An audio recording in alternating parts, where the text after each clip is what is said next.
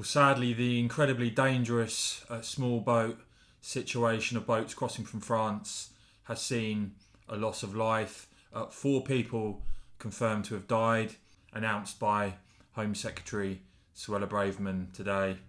Of course, it was just yesterday that Prime Minister Rishi Sunak announced his strategy, his plan to try and stop this crisis, including a deal with Albania. Frankly, I don't think Rishi Sunak's plan is going to stop the boats. One of those welcoming, however, the Sunak plan was Simon Clarke, Conservative MP here, saying really strong and welcome action from Rishi Sunak on illegal immigration, and saying that the issue of small boat crossings justifiably causes outrage among constituents. The only remaining issue is the ECHR. If this plan and the Rwanda agreement, he said, are frustrated in 2023, we should derogate. Well, the fact is, of course, that the government's big announcement way back in April of the Rwanda policy effectively was blocked by a decision from a foreign judge in a European court. Now, Stoke MP Jonathan Gullis bringing forward a bill effectively to ignore the ECHR, the European Court, backed by, it looks like, the likes of Boris Johnson, Priti Patel.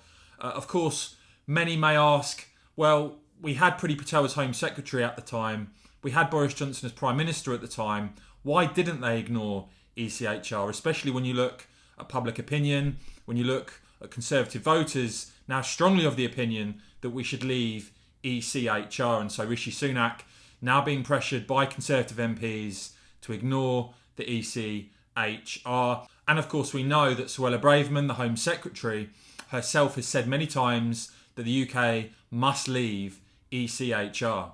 Now Jonathan Gullis talking about this bill, and it's under the 10-minute rule in the House of Commons, calling for new legislation, allowing Parliament to disregard the ECHR's ruling on Rwanda. Jonathan Gullis saying the bill will give Parliament the final say, that it's completely unacceptable that the European Court of Human Rights undermines the will of the British people and elected MPs. And he says it is vital that we show the British people we are steadfast in our belief that control rests in Parliament, not Strasbourg, and that parliamentary sovereignty is the fundamental pillar of our democracy. His bill will reinforce this.